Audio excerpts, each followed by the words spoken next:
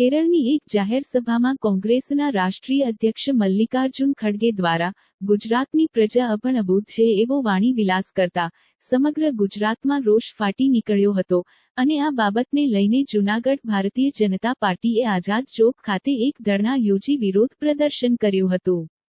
અને આ સ્ટેટમેન્ટ અંગે તેઓ પ્રજાની માફી માંગે તેવી ઉગ્ર માંગ પણ કરી હતી અને આ વિરોધ પ્રદર્શનમાં ભારતીય જનતા પાર્ટીના દરેક કોર્પોરેટર હોદ્દેદારો હાજર રહી આ વિરોધ પ્રદર્શન યોજેલ હતું।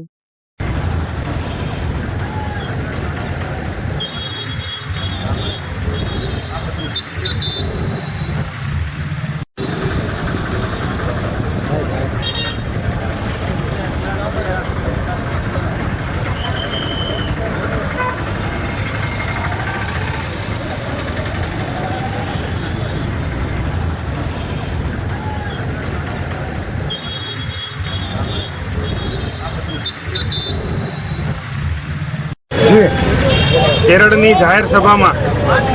કોંગ્રેસના રાષ્ટ્રીય અધ્યક્ષ મલ્લિકાર્જુન ખડગે દ્વારા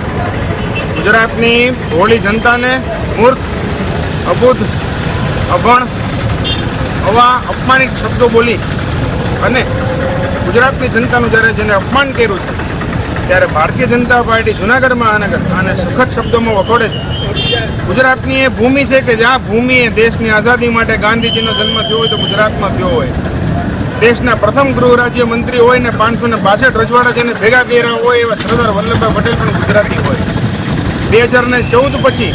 દેશની ધુરા સંભાળનાર, રામ મંદિર બનાવનાર, 370ની કલમ નાબૂદ કરનાર અને દેશની સીમાડાઓ સુરક્ષિત કરનાર કોઈ પ્રધાનમંત્રી હોય તો નરેન્દ્રભાઈ મોદી હોય, અમિતભાઈ શાહ સાહેબ હોય। આવા વિરલ વિભૂતિઓ જ્યારે દેશની આઝાદી માટેથી માંડીને દેશની સુરક્ષા માટે જ્યારે કામ કરી રહ્યા હોય ત્યારે ગુજરાતની જનતાનું અપમાન કોંગ્રેસ સરકાર અને કોંગ્રેસ રાજ્ય અને કોંગ્રેસના સંગઠનના રાષ્ટ્રીય પ્રમુખ દ્વારા કરવામાં આવ્યું છે ત્યારે